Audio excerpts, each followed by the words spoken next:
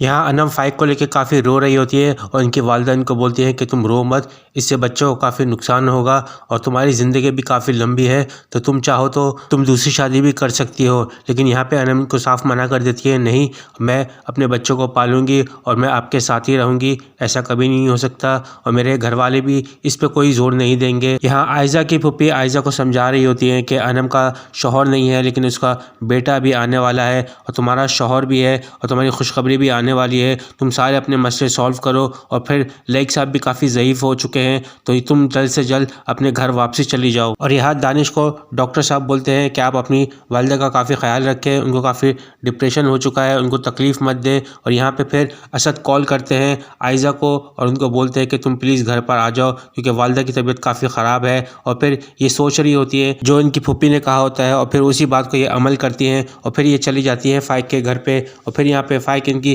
काफ़ी खिदमत भी करते हैं और इनकी वालिदा इनको बोलती हैं कि अब तुम आ गई हो लेकिन अब तुम यहाँ से जाना नहीं, तुम मेरी बेटी बन के रहोगी और तुम भी इसका काफ़ी ख्याल रखोगे। और यहाँ पे फिर इन दोनों की बातचीत स्टार्ट हो जाती है कि यहाँ फ़िज़ा दानिश को बोलती हैं कि काफ़ी दिन हो चुके हैं रिपोर्ट करवाए हुए, अब हमें रिपोर्ट ले लेनी चाहिए। लेकिन यहाँ दानिश इनको बोलते हैं कि रिपोर्ट में कुछ भी आए हमें वो एक्सेप्ट करना पड़ेगा। यहाँ जब रिपोर्ट आती है तो इसमें दानिश क्लियर होते हैं, फ़िज़ा के अंदर कुछ मसला आता है और फिर यहाँ पे काफ़ी डिसऑर्डर हो जाती हैं। लेकिन दानिश इनको बोलते हैं हम दूसरा डॉक्टर देखेंगे, दूसरा ओपिनियन लेंगे, फिर वहाँ से पता चलेगा कि क्या मसला है और कुछ भी हो मुझे औलाद की ज़रूरत नहीं है। दानिश और फ़िज़ा शॉपिंग मॉल पहुँचते हैं, वहाँ पे शॉपिंग के लिए यहाँ पे इनकी कॉल आती है अर्जेंट और फिर उनको बोलते हैं कि तुम शॉपिंग करो। और जब शॉपिंग करने के लिए जाती हैं फ़िज़ा तो वहाँ पे बच्चों के शॉप में चली जाती हैं और फिर वहीं पे ये खो जाती हैं बच्चों की यादों के अंदर। और फिर यहाँ पे दानिश इनको देख रहे होते हैं और फिर दानिश भी काफ़ी अफसरदा हो जाते हैं ये सीन देख के। और यहाँ असद अपने ऑफिस आते हैं रिज़ाइन देने के लिए क्योंकि अब वो ये जॉब छोड़ देंगे क्योंकि काफ़ी इनके मसले मसाइल हुए थे इनकी बॉस के साथ। और उनकी बॉस इनको बोलती है